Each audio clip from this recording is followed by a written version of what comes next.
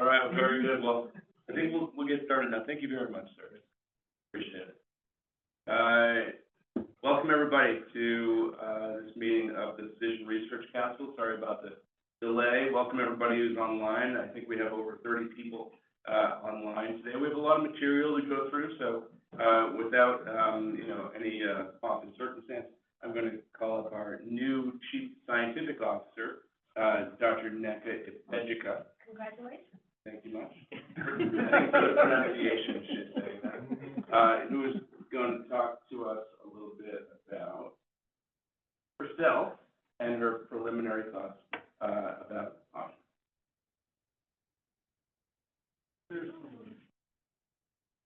I can do that.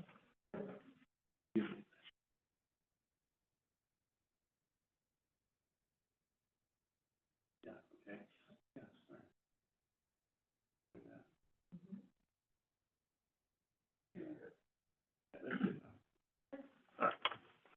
So I want to thank everyone who's attending in person and everyone else in Zoom land. My name is Dr. Neka Ipejika, and I am the new CSO of Ochsner.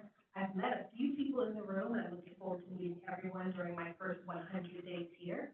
During my first 30 days, I've had the wonderful opportunity to learn about Ochsner research longitudinally, where we've been in the past and our goals, where we're going to go in the future. And we have wonderful opportunities to address disparities in care affecting patients, the caregivers, and their families throughout the state of Louisiana and the Gulf Coast region. I'm very much interested in working with Exocom because the future of medicine is pretty much going to be us establishing a ground trust here in Louisiana, people who want to stay in our region and become clinicians and become scholars and really expand out what we're doing here from an academic. Like I said, I'm only 30 days in. I've had 9 more days to go before I come up with my 100-day plan, but I'm looking forward to presenting to all of you at the next CRC meeting. So I'm going to take some questions if you have any regarding me and why I'm here and my goals, maybe some of my science. So I am a clinician scholar as well. I've got a couple of grants that are hopefully being reviewed right now at the NIABS, and I'm going to do an NIA study session tomorrow morning. So if you have any questions for me, please let me know. And everyone in Zoom land, same thing. Any questions, please put them in the chat.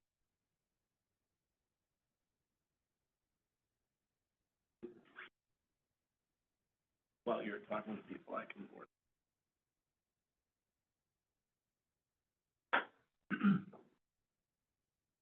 Does anybody have any questions? There's a chat. Yeah. Zoom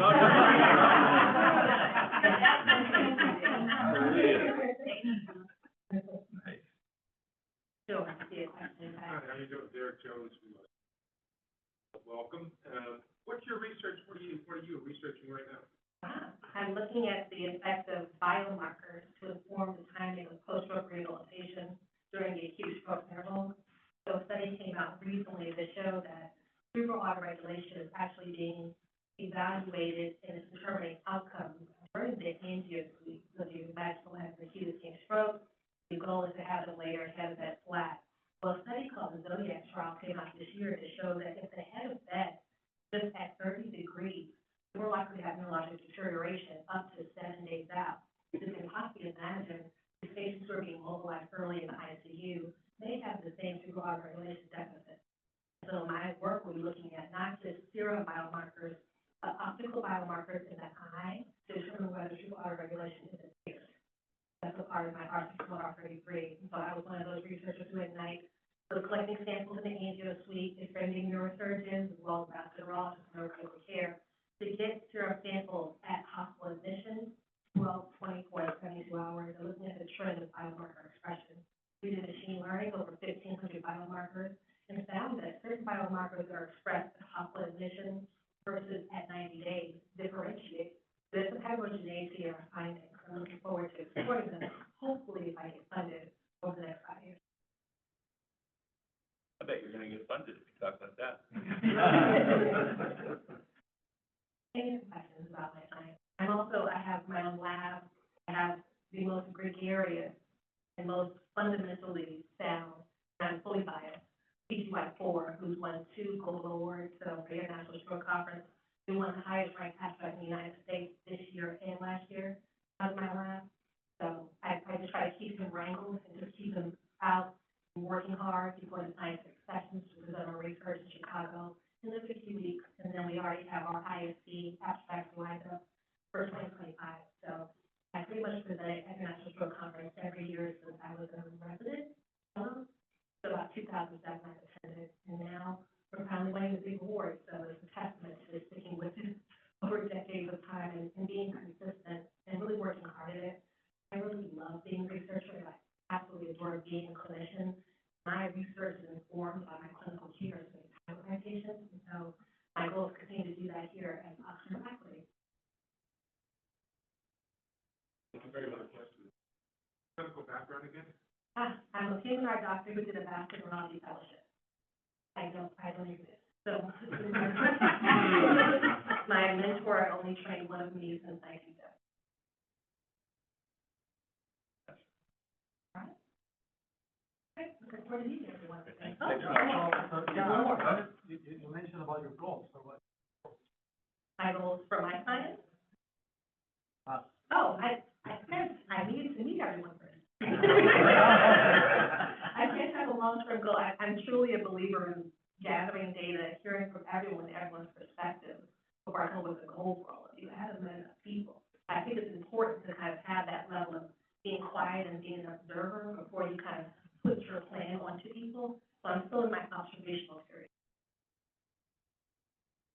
All right. Thanks, everyone. Thank you. Thanks, Nick. I'm sure that you're going to be fantastic. Good luck with the grant. Next up, going forward, is my friend Mark Efron, who's going to talk to us about the HRPT. Thanks, Dan. I want to thank Dan for everything he's done since I came. He was in charge of cardiovascular research when I came, helped integrate me into the system, and done a great job. He's done a great job institutionally, and we will miss you, Dan. But, you know, you've got something that sounds great, and I wish you lots of luck. Thank you. What I'd like to do is just give a quick update of the Human Research Protection Program. As you know, that we had last year, Danielle Aradu had come in as our HRPP director, and because of various untrue reasons, left us in June to go to up north, which I think probably climate-wise will suit her much better than where we are. And we did a nice search this summer. We had 3 excellent candidates that we interviewed, and a bunch of you were involved in those interviews. The one that came out on top, which was very close, was Catherine Lucas, who lives also up north in Michigan, but we have learned over the past year. Came back up, I don't know. We've learned over the past year that we can do very well with a director who is not on site, as many other sites. And right now, she's actually the manager of the Institutional Review Board of Tallahassee Memorial Healthcare, which, when I've talked to her, sounds very much like what we are and where we are, and that they're joining in with a university, they're expanding their network to outside of Tallahassee. So a lot of the things that we will be seeing as we integrate with Exocom, as we expand throughout other options during the state, she's already had some experience with, and I think we'll do very well. She will be in 4 weeks a year at minimum. Her first week is going to be the week of December 2nd, so a lot of you are going to be seeing her on your schedule for her to meet you and find out who things are. She actually starts November 18th, but that's her orientation week. The following week's Thanksgiving, so she'll come in December 2nd. She oversees both the IRB and the QA groups, and this is our current organization chart, which changed slightly with Danielle was leaving, in that I report to Leo. Leo's our institutional official, and I report to him and have most of the institutional official activities delegated to me. There's only 4 that he can't delegate, and one is like his training. We can't delegate to me to go train for him. I will oversee CAT, and she will oversee our IRB specialists, Alana Brown, Tabitha Dowdy, and Dee Nichols, as well as our QA group, Connie Kappas, Cindy Fontanelle, and Tim Hanks. Mark, can I ask you a question? Yeah. But is Leo required to be the institution? The question is Leo required to be the institutional official? The answer is yes and no. Okay, you need somebody who is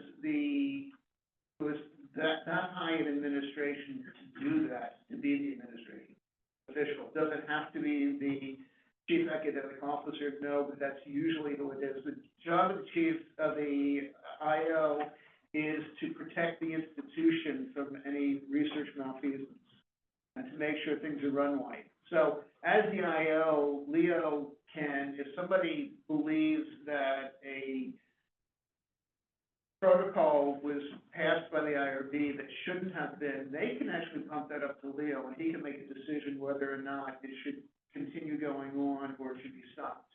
What he cannot do, he cannot take a decision that the IRB made that says you cannot do this and override that. He's also responsible if there are things going, ultimately responsible for anything related to any research misconduct or any other problems, such as getting an FDA warning letter, as another institution in the city has recently done. So, he does have an important role protecting the institution. Okay, the other thing that's going on right now is we have been accredited for the past 10 years or so, maybe longer, by the Association of Accreditation of Human Research Protection Programs. We are going through a recertification process right now.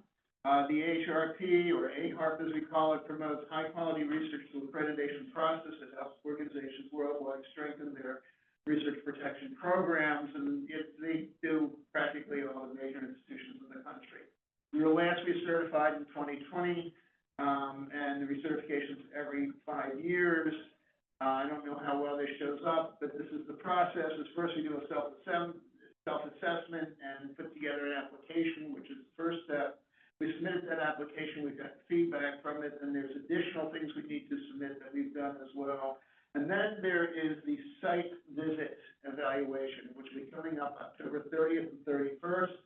Many of you in this room, I don't know who's on Zoom outside of this room, but many of you in this room will be involved with that, and those notes will go out tomorrow. Hopefully you will clear your calendars for the time periods. For most people, it's only going to be half an hour out of the time, so hopefully you can clear that time. It'll be October 30th and 31st, and I should have put site visit in quotes because it's going to be done remotely, so it'll be through Zoom.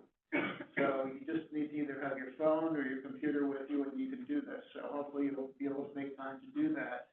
After that, the report then goes to the council on accreditation, who reviews it, gives you feedback, and depending on how you react to their feedback, they will ultimately give you accreditation, put you on probation, or not accredited. So we expect, since we passed an FDA review this past June, we expect to probably pass this review as well. But, you guys, just remember that they're depending heavily on what you say when they ask you. I just want to put two other things in here quickly. We have a lecture series been going on for years now. We used to call it the GPC lectures. It got renamed the Responsible Conduct of Research lectures. And we also have a quarterly research forum that Dr. Ray used to run, and he's now turned that over to me. The quarterly research, it's been a little bit off kilter this past year since I took it over. We're going to get it straightened out for next year. Our next lecture is coming up though on October 21st, and I saw him just walk in. Dr. Velez will be giving that talk on his research on urinary sediment, and it's going to be a hybrid, and all these are going to be hybrid lectures. The quarterly research forum will be hybrid lectures. This will be in classrooms 1 and 2 and online at Zoom, so that you can eat your lunch and watch it from your desk if you need to. But it'll be very interesting to do that. And then next year, we'll get out the schedule next year for when the meetings are in the next few weeks. The Responsible Conduct of Research series is also going on. That is monthly. It's the second Tuesday of every month. Our next lecture, we just had a phenomenal lecture yesterday by Dr. Wagner on ethics in research, and he's the head of the ethics department at NIH. It was absolutely, for those who were there, it was absolutely fantastic. Our next lecture is going to be by Kelsey Williams, who is one of our compliance people, who is going to be talking about conflict of interest and disclosure of interest as well. And that is going to be November 12th at noon. So I encourage all of you to attend. We get very few physicians attending these things. We get a ton of CRAs and data managers, et cetera, attending this, but we get very few physicians. There is CME credit for these lectures. And again, for those of you who attend the RCR lectures as well as QRF, you attend enough of them throughout the year that you do not have to take city retraining. You will be automatically granted your, when time is up, you will be renewed without having to take any additional training for city compliance. So just by, 1 hour a month, you can get your city training done. So hopefully we'll see more physicians online and in the room for the QRF, and that will be done, and I think that's for me. Thank you. Thank you. Any We have questions? A quick question, but Randy, you can start coming up. Now, the important person's coming up now. Yeah. Thank you, Mark. Thank you.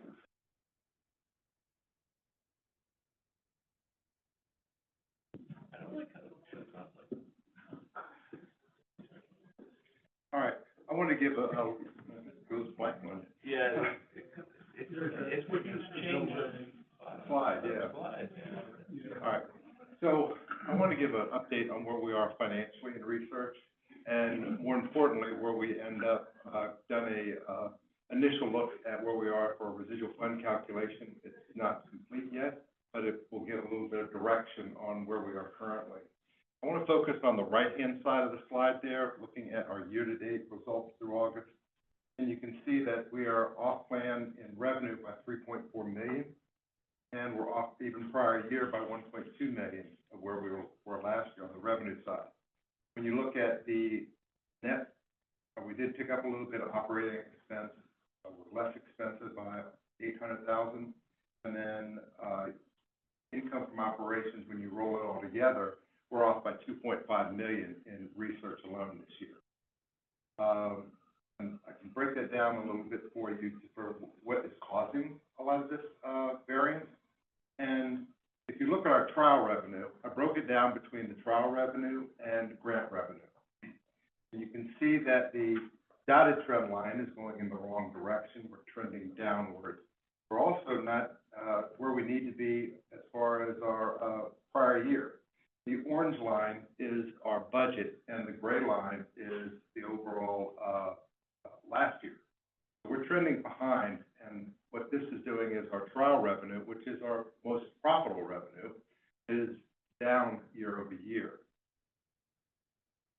When you look at the grant revenue, this is the good story, is that we are seeing an uptick in grant revenue. And you can see that the lines are paralleling pretty well between the budget and prior year. We're off a little bit, but as everything within research, it is variable. It's hard to ride the waves and figure out what's going to come up next. But in total, we are actually doing better year over year than in our grant business. Now, that's good news. The only thing is we don't have as much margin in our grant revenue that we do in overall trial. So we've got a little bit of a portfolio offset going on right now. And that's something that will lead into where we're going to end up with our residual funds. So I did take the early projection, and I will do this again at the end of October, so I'll be able to get a more fresh number. But it's not look promising at the moment. So They're a little bit in different order. I figured that you would summarize the reasoning first before showing the actual numbers. Okay. So I should have warned you. yeah, that's okay. All of that. The overall residual guidelines, as we get a refresher. So we want, in prior year it's been 18 to 20%. Next year it's going to be 10% greater, but we're not even meeting the 10% right now. And then what we basically award off the increase is wonderful. What is all this?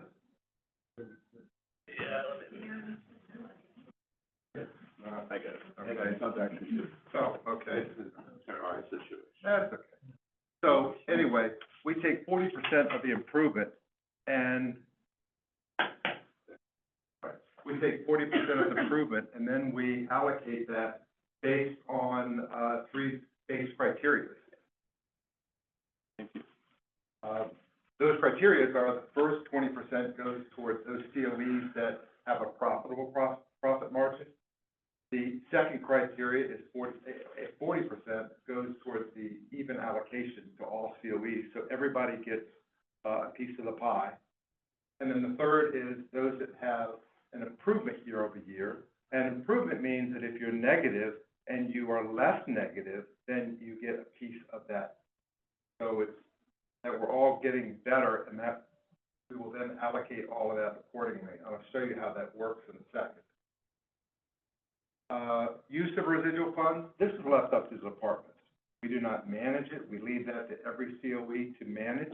So that way, whatever makes sense within their COEs, they're able to manage and be able to allocate that based on the project they deem on how they want to award it and what they think is beneficial to their PIs. So this is just kind of directive, and you can read through it. I'll leave that for you when Dan sends out the full slide deck. So where are we now? This is a lot of numbers. Dan hates it when I put all these numbers up here, and I appreciate it. It is a lot, all right? But the most important number here is I want to make sure everybody sees that you can see each year the revenue by, or net revenue by COE. You also can see year over year, and the bottom line that has the light blue on there by COE Randy, I think you can use the mouse to drive the mouse pointer. All right, I can use that one too. Oh, wait a minute. I meant the other mouse. Okay. The physical mouse underneath there. Oh, Thank you. okay. Okay, there we go. All right, so this line here has all of our results currently, and it's, I took the August numbers by COE and divided it by 8 times 12. So it's a straight annualized calculation. It does not take seasonality or any other improvement they may happen. So we have variability by the time I actually do the final calculation. But currently, you can see that at the end of the day, when we go over to the far right, over here, that we are at a negative 2.4 million when we roll all of the COEs together. So we're not positive at the moment, and we need to get in a positive place. Now, what does that do as far as our residual fund calculation? Even if this stays negative, what we will do is we will still allocate the base, which is this $230,000 up here. So we will take that 230, and as of today, we take the 230, and based on the allocation method I just pointed out, that there is 3 departments that are profitable to do, that are in this green area up here. Here, Get the screen in front of you too. Okay. The monitor. Yeah. All right.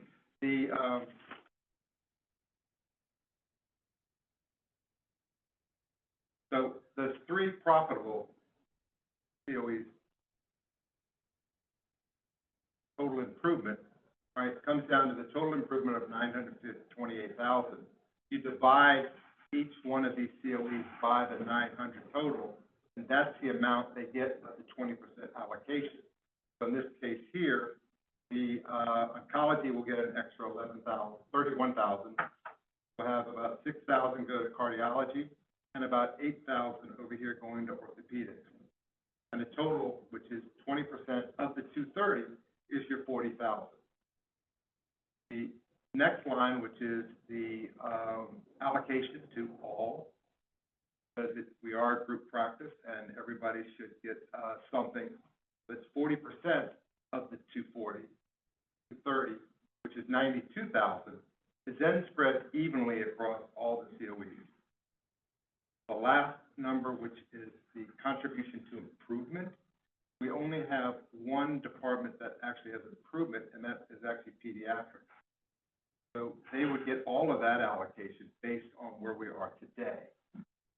So this would be the overall allocation based on today, and we know this is gonna change, so I want to stress that this number will change over the next couple, months. But overall, I wanted to give you an idea of where we are. I think Dan's gonna talk a little bit about, spend and, kind of where we need to go there, so I'll let him talk about that. But I think that getting in front of y'all early so you can see what's available, what you have available, and just giving you an idea of where we are financially, hopefully it's beneficial. Can you tell us when to expect final numbers? I will have the final numbers, October will, let's see, the 30th, I'll have probably within the first week or two, all right? Of November? November. By the end of the second week, probably. I gotta get all the revenue in and be able to allocate that, so it's right around 13th to 15th. And can you give us an idea of the magnitude of possible change to the numbers that you're displaying? I don't have a clue. Great. I mean, I just gotta be honest, I don't know what it's gonna end up. Just with 8 months in, the 8 months in and being 2.5 million behind, I just don't see that it's gonna be a positive number. So I would see that we'd have the 230. Now, what could change the numbers by COE is those that may get more profitable or, get better. So they are, so the allocation could change. Mm-hmm. That I do see change. Randy, there's obviously one COE that is dramatically different than all the others. We drilled down to figure out where that loss is coming from, what's driving that? I mean, in, multi-specialty. So multi-specialty has a lot going on there. And I think what we see there is that, the vaccine business that we used to have, all right, has, not materialized at the renewals. We had some challenges in there, from what I understand from Ansley, that we've had some things that the FDA just didn't, approve. And there was like at least three different studies that were thought we were gonna have, and then it just didn't happen, which does happen. I mean, we know that we all try to get certain studies, and it doesn't happen for whatever reason. And it's not the lack of trying to fill them with something else. She and the PIs are looking with anything else they can get. They just hadn't found anything that's big enough to be able to make up that hole. Brandy, I have a question. Yes. Of course, I'm focused on women's services, but for all the COEs, are we up to date on invoicing and receiving those payments back? Is this saying that with all the invoices we've sent out, we know that we may have more invoices, or like what? Is it because maybe women's services, we may have more grants, or just trying to figure out, like, in particular for women's services, what are your thoughts there? So, I will say on the women's services, well, for all the grants, we should be current, but I will, just caution that on my part, to say that when you're dealing with, grants, and how all of that revenue comes in and some of the billing, there are some nuances in that. So I would, we're gonna do our best to make sure that nothing is laying out there, and we appreciate your help as well as Joey and anybody else too on the grant side. As far as any other trials, that revenue is posted as soon as it is clicked. As soon as your CRCs say that it happened, that revenue is clicked. We do not wait on any invoicing on that to happen. That is automatic. So for over 90-something% of our business, it happens automatically. Grants, you have nuances, because it depends on the grant, depends on how it's structured. So for the most part, we work very closely with the PIs to make sure all of that's accurate, and we appreciate the back and forth on that as well. Thank you. Any other questions anybody may have? If I know this was a quick flyover, but if you want to just reach out, I'd be glad to go through it a little bit more if you'd like. Thank you, Randy. There you go. All right. Very good. Yeah, thanks so much. Thanks, Randy. That's a lot of work and number crunching, which I know is your very favorite thing to do. And I'm glad it's someone's favorite thing. So one thing that I've been, working on towards the end of my, tenure here, it was, sort of forced somewhat, and that is the changes to the leadership of this group, and of the related group, the Physician Research Steering Committee. Hopefully my screen will come back on. Did it just disappear a moment ago? I don't know. I'm gonna do Halloween. Must be. Aaron? Do you control this from afar?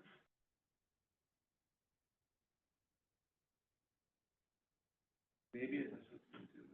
You're not seeing it on the computer either. I see it on the computer and I see it on my monitor. I think it's probably the display.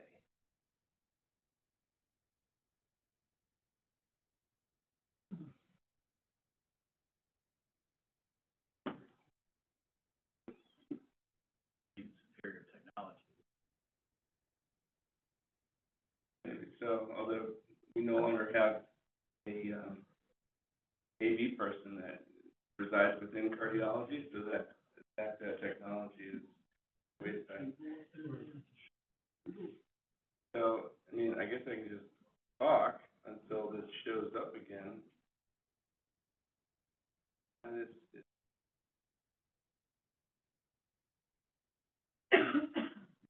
That's why. what'd you say? Try changing slides. Yeah.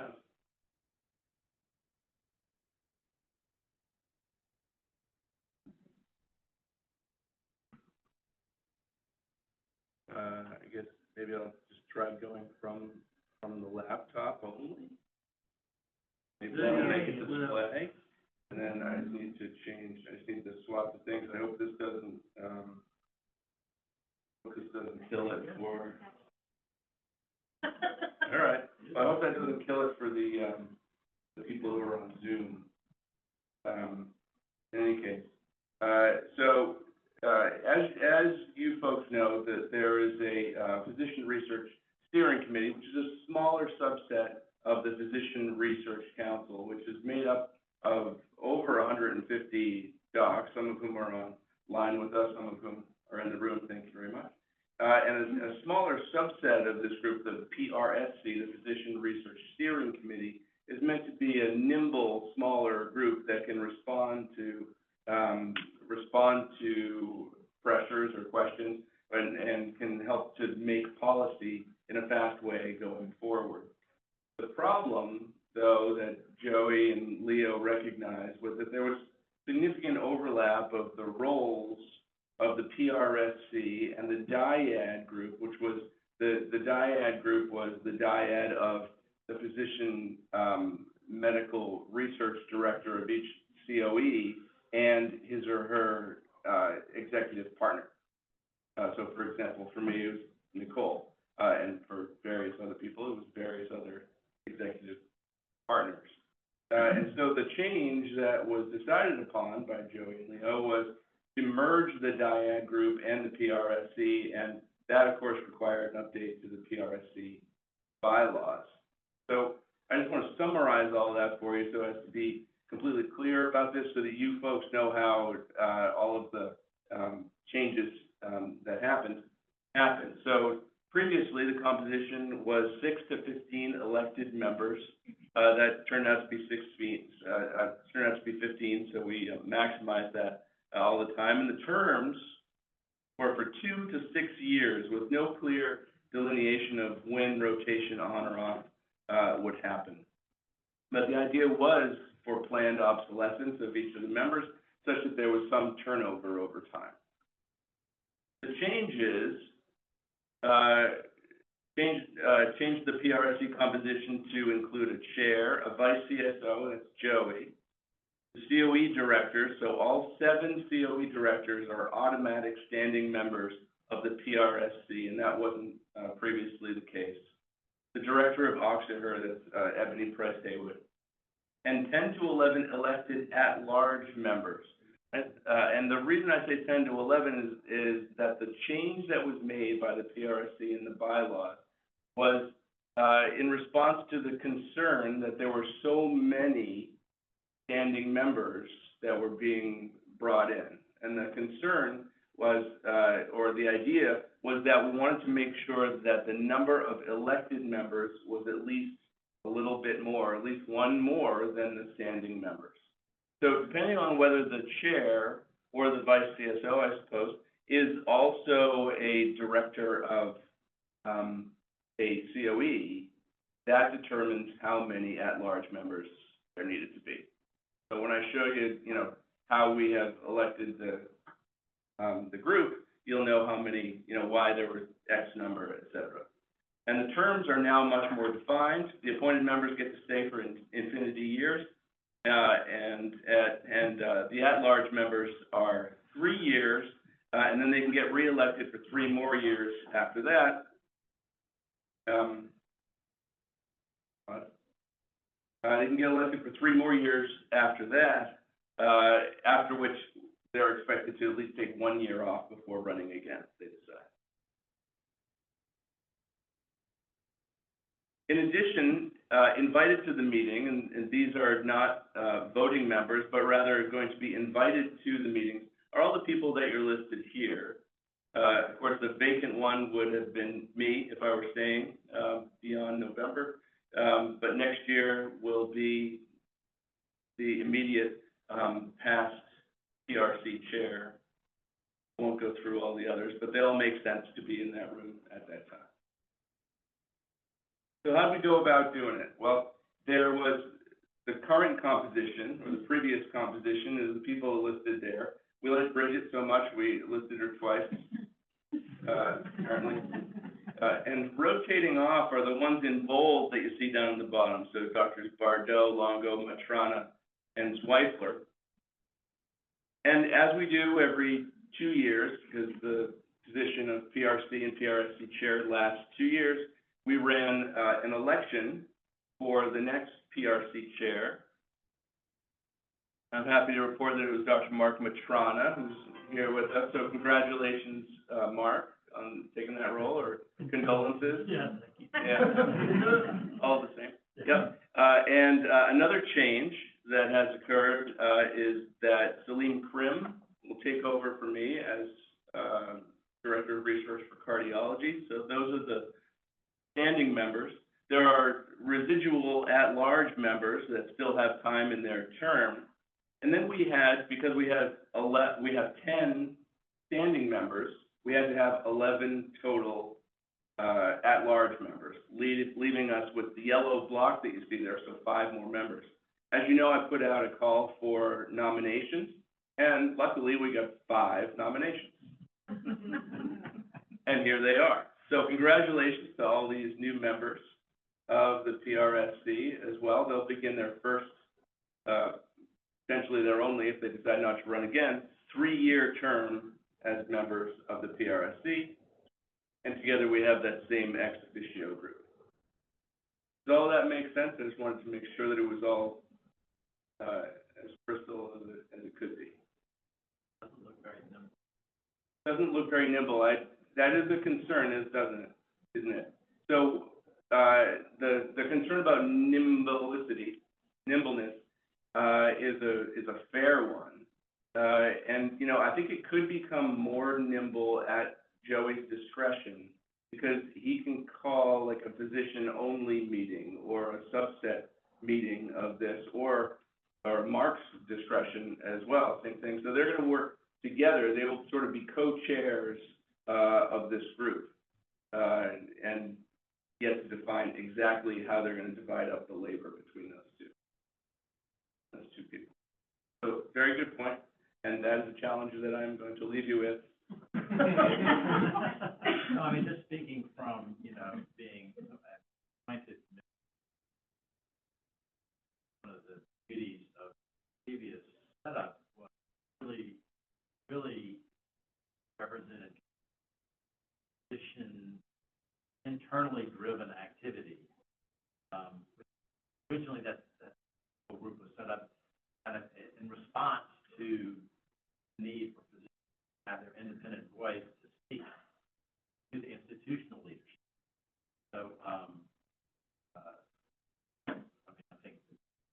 worth giving it a go. Yes, sir. I mean, I think, you know, to the extent of, I think it's important to remember the historical perspective is that this group, the PRSC was initially created back in about 2018, 2019, before there were research methods that were efficient. And then once Dr. Roberts got here and the role of research medical directors came about, there started to get to be a little bit more overlap in what was the PRSC doing, what were the dyad people doing, and there was some difference, but there also was not clear line of sight of all the things that everybody really needed to know.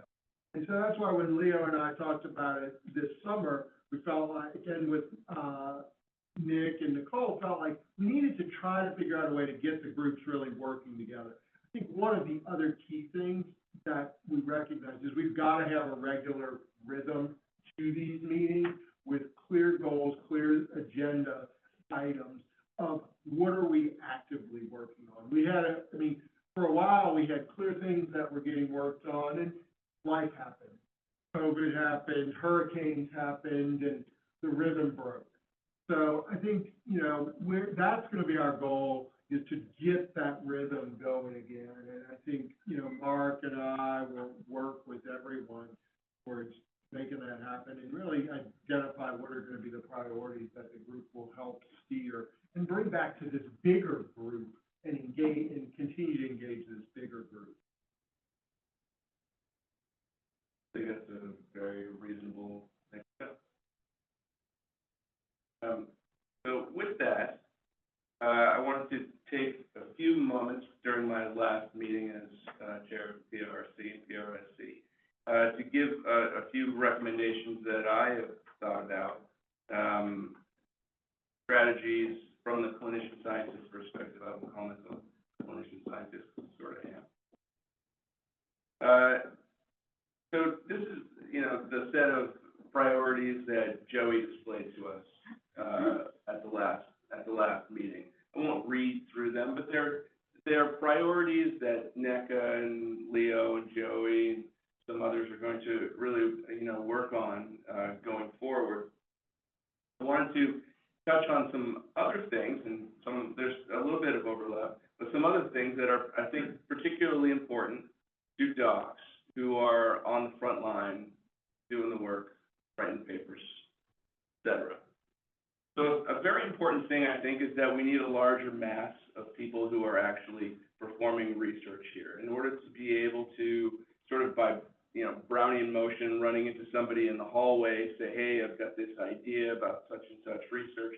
What do you think about this? Hey, what are you doing? You know, can I come to your research conference, et cetera, so that we can, you know, interact quite a bit. In order to do that, we need to recruit more people, either from elsewhere or people who are coming out of training to become researchers.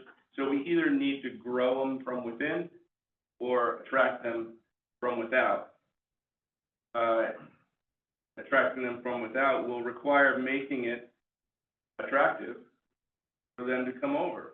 To those ends, I think it's a brilliant idea to have a focused fundraising campaign. I stole this from Joey's slide. I think it's brilliant to create more endowed professorships like the one that my friend Salima Kamrudin, who's sitting right there, just got just recently. So congratulations, Salima. But this is one of, you know, a handful of endowed professorships that we have at Ochsner. It's very attractive to be able to offer somebody who was coming in from outside or someone who's a very promising researcher. Give them, you know, an endowed chair that perhaps has yearly income that they can use for their research to help to support their research while they're getting off the ground while they're here. I think it'll be important to establish an academic track for clinical staff so that when people come from outside, they know what they're getting into. They have a definition of the track, where they're going to be going. And also people who are coming from within know where they're starting and what their trajectory is. And we've already done some work in this. The various different chapters, here, or the different departments are at various degrees of advancement along this. The one that's most advanced is, this is Zoe Larned down here. This is her plan, within HEMONC. And I'm not gonna read every single one here, but she envisions 2 tracks to start. One is the clinician scientist track on the top, and the other is the clinical track on the bottom. The clinical track is the one sort of like being a regular doctor at an academic center, and, teaching the residents and fellows and the medical students, while you're doing your work. And then there's the clinician scientist track, which she defines up on the top as physicians that are interested in being PIs for clinical trials. They'll receive funding and adjustment of RVUs per trial, so that makes it more interesting for them to either run their own trials or to become PIs of multi-center trials. We will set targets for abstracts, papers, and oral presentations. And the schedule at first will be 1 day of non-clinical practice, that's 20% for dedicated research time. And that could increase to 2 days, depending on product, going forward. And that, of course, will require ongoing assessment. And then after X amount of years, I guess, those docs would be expected to enter phase 2, which would have them being more of an independent researcher and writing their own trials, writing their own papers, and furthering academic initiatives. We talked about the clinical track down on the bottom, and then sort of a pie in the sky or a aspirational thing would be to encourage scientists or docs who are primarily scientists to come and join us at Ochsner. That's going to potentially happen in the future. In order to progress in these ways, we have to have a way to assess it. And Zoe has done this, and a couple other departments have done it as well.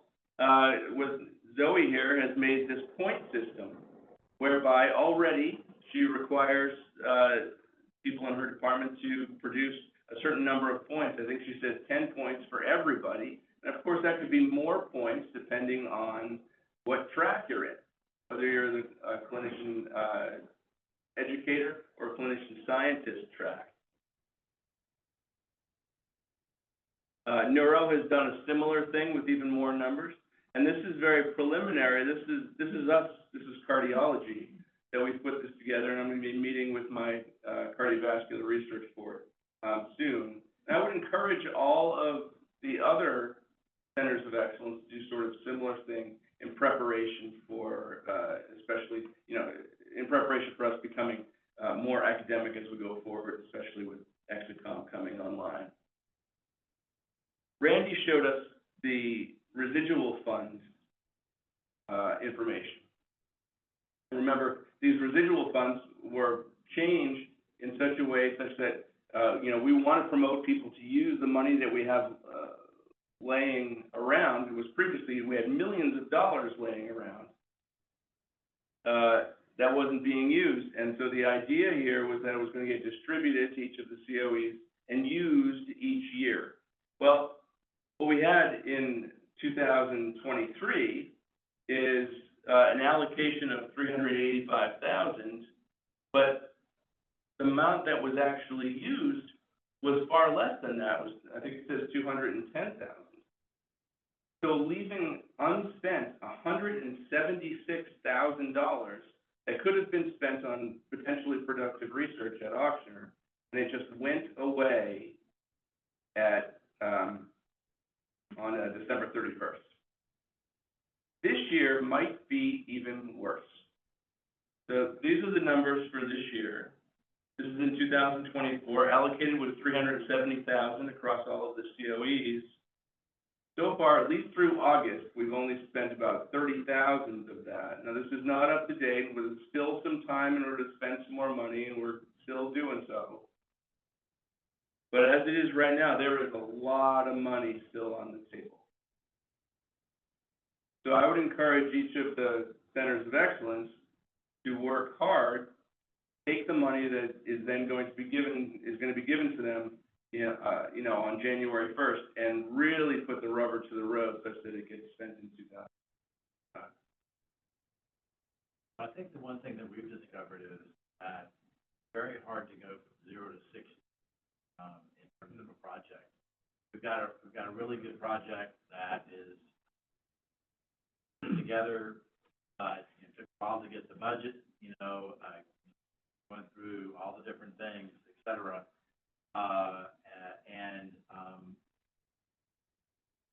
Might get started this year, but it'll probably get done next year. So, I think that, the expectation that in a setting where we don't have a bunch of projects ongoing that we can automatically jump on board with, probably unrealistic to think that at least the way we've been doing, we can do that effectively. I hope that we can figure out a way to have some of this rollover already been discussed.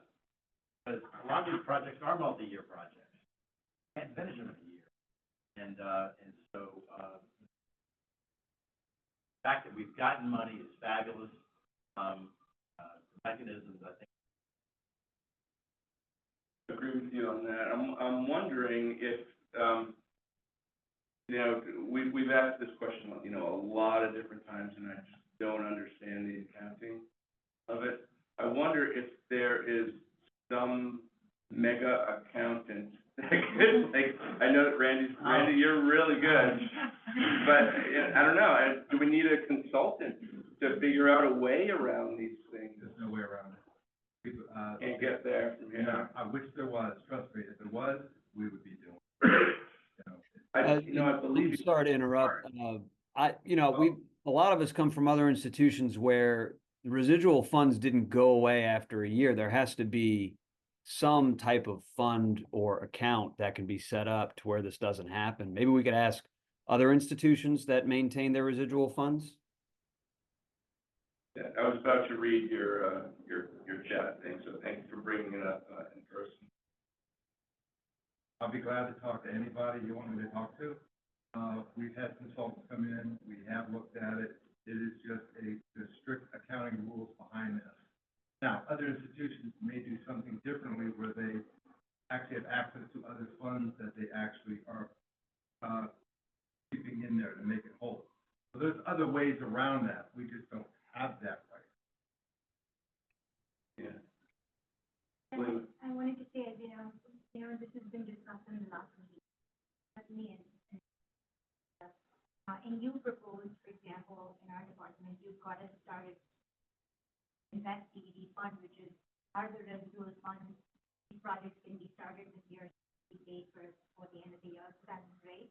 But could there be mechanisms where some of this could be reallocated? For example, what you talked about, what HEMONC has done successfully is they actually have a track. They have scores of how they're doing 20% protected time. You have the new junior staff starting, and they're going to need the time. Would that be somehow allocated to protect some of theirs? That would be one way to think this through, because that is essentially one of the major obstructions for clinician scientists. They do not have the time to do the work that they want to. They very much want to do, but the clinical work isn't enough, and the time allocation is not there. Yeah, so, each COE has the ability to allocate this money in whatever way they want. So they could, I guess, theoretically use that each year. The issue with that, of course, is that the numbers are going to change tremendously every year. Like HEMONC this year got like $130,000. And next year, because you're going to do such a great job, they're going to get much less. Or more, I guess, because of the, what do you call it?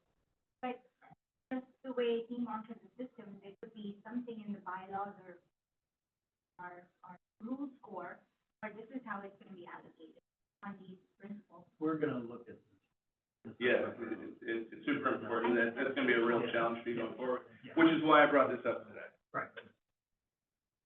We're running late, so I'm going to zoom ahead. Mark has a few things that he wants to say. So I will share with you this quote from one of my partners when I asked, what could help you to do some more research, and he actually said, What has historically prevented me from doing research was hold-ups and unnecessary hurdles, too much friction for me to maintain interest. I would encourage you all to work on making an easy button for this person and for all the rest of you to improve all of the infrastructure to go from protocol development to manuscript preparation and publication going forward.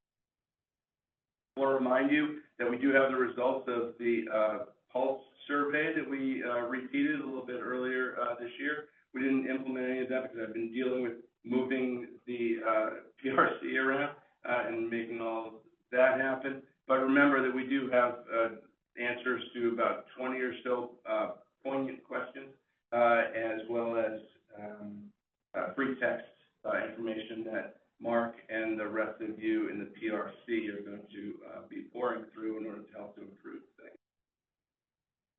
This is just a tally of the most important things in that group. As we talked about earlier, if you have other ideas for improving the research environment, please contact all of your people that are listed here in the room that we've been discussing. And with that, I want to turn this over. I wish I had an actual gavel, but I do not. So incoming PRC Chair is Dr. Mark Matrona. Congratulations. All right, well, thank you, appreciate it. All right, I will make this brief because I know we're well over time here. When Dan told me that I was selected for this position, I first thought I had this, but I know that we can do it because I have all of you behind me. So I want to start by, let's see, why is changing? Yeah, there we go. So I want to thank Dan for his leadership. I think all know he's leaving the institution, so we're sorry to see him go, but wish you the best and do it in brighter horizons. Thank you. So I think, you did a great job of delineating these two groups, the Physician Research Council and the Physician Research Steering Committee. In the past, traditionally, the Physician Research Council has been this larger group where we could get together, have a small structured agenda to communicate information to the PIs, but then really take the bulk of the meeting to hear what problems the PIs had. And then the Physician Research Steering Committee would take those problems and try to work on solutions, and break up into smaller groups and work groups and pull other people in to try and create solutions. I think that pulling in now the COE dyads as well as some of the administrative folks is a terrific idea because we can kind of get back to this rhythm of what this has historically been. The good news, I think there's a lot of it. Dr. Federico, I'm so happy to have you. I think that's our biggest piece of news, that we can kind of turn the chapter in a new direction of research leadership. And everyone I've talked to is unanimously very, very excited and thrilled to have you join us. We're rebuilding our IRB. We've got a highly engaged admin team who are excellent and extremely motivated and talented to work with us. We've got all of these new partnerships, Xavier, MD Anderson, that we can be proud of and have a lot of potential for us. I think we have more physicians than ever who are interested in engaging in research. And I think, Dan, you're absolutely right. We've got to make it easy for them. It's hard to do research. You've really got to be motivated. I suspect there are a lot of people that fall off the cliff like your colleagues, because it's just too hard. It's just easier to be patient. So, we've got to smooth out the rough spots for them. So plans, I've heard from all of you that you want more frequent meetings. My initial thought was that we should do 6 PRC meetings every other month, and then we should alternate those with 6 PRC meetings so that we can take what we learned from one meeting and one group and bring it to the other and vice versa. Anybody has any other ideas? Let me know. I'm all ears. What we used to do was we had these meetings back to back. It was kind of a long day for the PRC members, and so and the PRC meetings would be held first, and they would run into the PRC meetings. And I think maybe separating them might be a better way to go. Any comments on that? See how it goes.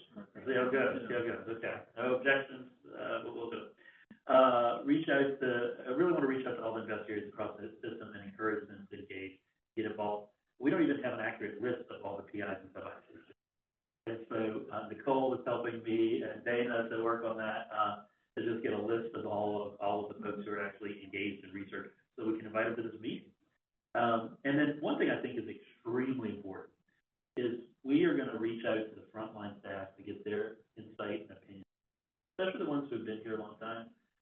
They see problems, before they blow up. In addition, they have some great ideas for solutions, that you start thinking about, because we're not in it every day, all day long, at the level they are. And so I don't know if that is going to be a survey of the frontline research staff, or engagement groups, or bring them into our meeting. I don't know what that looks like, but if you have ideas about this, I really think engaging frontline CRCs and others is going to be extremely important in our endeavors moving forward. Of course, we want to continue the annual investigative survey, and then really reassess the work groups and the committees. Some of them I think were very impactful, some of them maybe not so. I want to take a fresh look at that, and with your input and your guidance and direction, really try to get those back off the ground. I'm not going to go through every one of these due to time. I think, Dan, you brought some of them already.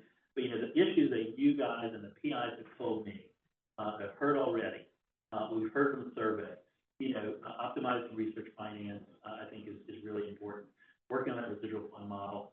Randy, we spent a lot of time on that model. I was on the committee, it was painful at times. It looks good on paper. As we mentioned, maybe it needs some tweaks to optimize it in real life. And I'll tell you a few examples of why it needs optimization. Right now, I have one single study that has a margin of $1.2 million, right? Based on the model that we just looked at, my COE is going to get $43,000. That's not even 4% of the residuals from one of my studies. That said, when you look across the board, the most profitable COE is getting less residuals than one that lost money. That doesn't seem right either. And so, you know, I think just kind of maybe taking a fresh look at this and seeing where it's working, where it's not, tweaking this a little bit to make sense for everybody and come up with something all the PIs can agree with is the way to go. So more pay to Henry. No, that's all right. More pay to. We talked about dedicated PI time. And I think we've got to get to a model where we have some model for dedicating time for our physicians to do research. Budgeted PI time is something we also have to look at. That's a little different. And what I mean by that is, you know, every one of our studies is budgeting for PI time. If that time, and we're getting paid for that time, if that money doesn't flow back to the COE. So we've got to correct that problem. The IRB charges research sponsors a fee, and that money goes to support the IRB. We also charge for our PI time, but that money doesn't get back to the PI to actually support their time. So we're gonna work on that. Transparency. A big word, we've heard it before. We've got to dedicate that you know, we're going to communicate better with the people who are in charge of the research. So the PIs, and so we will readdress this. Startup times, I've heard continue to be a pain point for patients. Aligning the clinical leaders. So, you know, if our administration is truly saying we're going to be a place that does research, then why don't our clinical directors, the VPs, the directors who are running the clinics, why don't they have research? Why aren't they involved in these? Why is research this silo that exists over here and not within the clinical administration as well? So I think that's a topic we need to look at.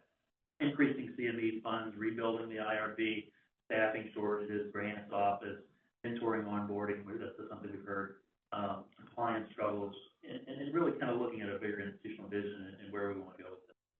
Those are some of the things I've heard from you guys, and you know, I think we will not solve all of these in the next 2 years, but if we can improve a few of them, I think we will accomplish something.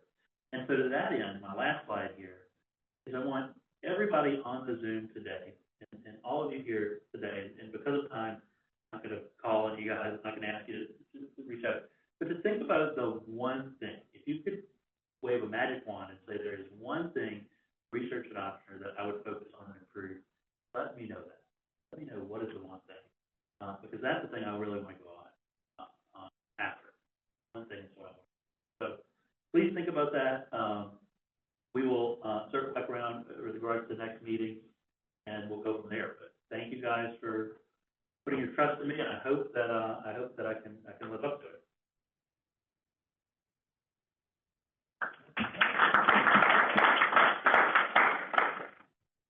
Thank you all for coming, and best of luck.